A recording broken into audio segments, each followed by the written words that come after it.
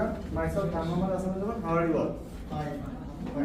So, today I am going to talk about the barriers of goal setting. So, these barriers delay or hampers our goal setting process. There are some barriers. The barriers are inappropriate goals, improper reward system, dynamic and complex environment, reluctance to establish goals, resistance to change, and constraints. Now, I want to talk about the inappropriate goals. Goals may be inappropriate if they place too much emphasis on topic. In an organization, there are quantitative and qualitative measurements. The quantitative measurements are those which is in financial areas, and qualitative such as the behavior and the attraction of customers and etc. etc. If in an organization, if we don't follow the goals which can both emphasize on quantitative or qualitative, we have to use inappropriate goals. And we can give an example, such as if one wants to build his career, he has to focus both studies and co-curricular activities. But if he rather emphasize on studies, he would get good CGPA, but he won't get any kind of skills. And if on the other hand, if he get too much in co-curricular, he would get skills, but he would get the required CGPA. So I think that would help to understand inappropriate goals. Now I want to call my next speaker, Ashrar to proceed our presentation. Thank you. Thank you, Emon, for giving me the stage. Hello everyone, how are you all? Fine. My name is Ashrar Singh Chaudhary, and now I'm going to be explaining the improper reward system. So to explain that, I would like to all to concentrate on the blackboard.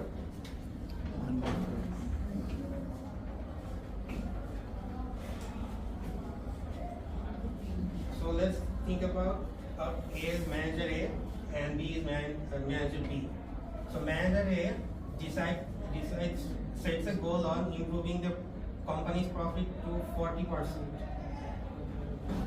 and he succeeds on 39%. Mind you, this is a long-time goal, and as for manager B, he only decides to improve the profit, and he only does this much profit. And mind you, this is a short-term goal. Now I have a question: who is successful? Meaning, who will be rewarded more? Mr. A. Surprisingly, manager B is going to be the more rewarded than manager A. Not only that, he might lose his job. This is improper reward system, but reward system. So this is the reason that managers tend to ignore long-term plans and only concentrate on short-term rewards. Short-term rewards to gain profit. This is a great barrier in planning. Next slide. So now we'll be explaining dynamic and complex environment. So first, I have a question. When we decide to work seriously, where do we go? Anyone from audience? Sorry. Meaning, when you work, seriously work, where do you intend to go? In a party place or In a club and natural places. Silent places. It's about brainstorming. I go to the washroom. Nice. Okay. Anyone else? Library. Okay. So mainly we go to coffee corner. Thank you for input. So we mainly go to a place where we find comfortable and we can work properly. Similarly, in our workplaces, the environment of our workplace plays a great role in our profit. However, many organizations have rapid changes that technology also innovates, and we also have the pressure of increased competition.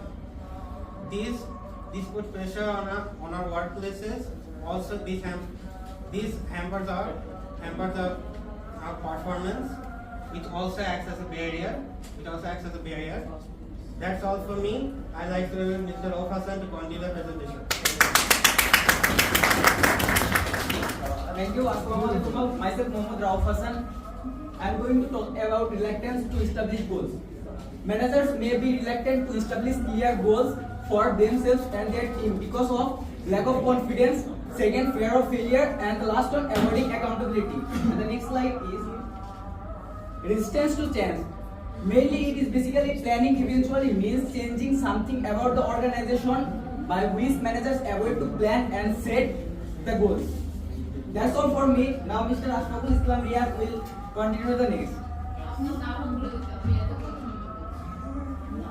Slide it is How was that? Assalamualaikum everyone. This is Mohammad Ashfaqul Islam Riad. I am here to talk about the constraint and how to overcome the barriers. Let's talk about constraint. What does constraint mean? Constraint means limitation, restriction. There are various constraints that will limit the company to reach their goal or achieve their goal, such as lack of resource, government restriction, and strong competition. Now I'm going to talk about overcoming the barriers. So if we want to succeed in our company, we have to overcome our barriers. There are some common topics. If we follow those, we can overcome the barriers like understanding the purpose of goals and planning, communication and participation, consistency, revision and updating, and lastly, effective reward system. If we follow this, we can overcome the barriers. That's all from me. Now, my next presenter, Mr. Kabir Basha, will continue. Thank you very much, Ashfaqul Islam Riad, for giving me the floor. Respected members of Miss and today's November 11th. Assalamu alaikum and a very good morning to you all. I'm Tabid Ibn Bashar, ID 1011230004.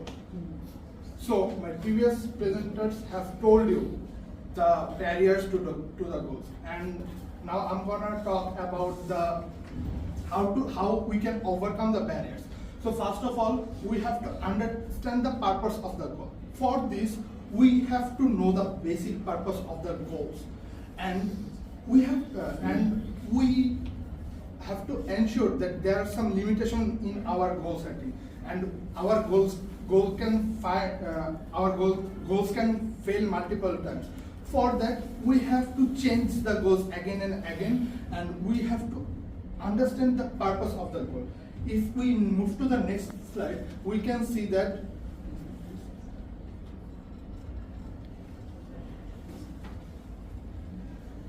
the second one is communication and participation. So what do we understand by communication and participation? Communication means communicating with communication from top level to bottom level management. Basically, goals are set by top level management, and we have to distribute the message to the corner of the organization, which is lower level of management, and to the employees. If we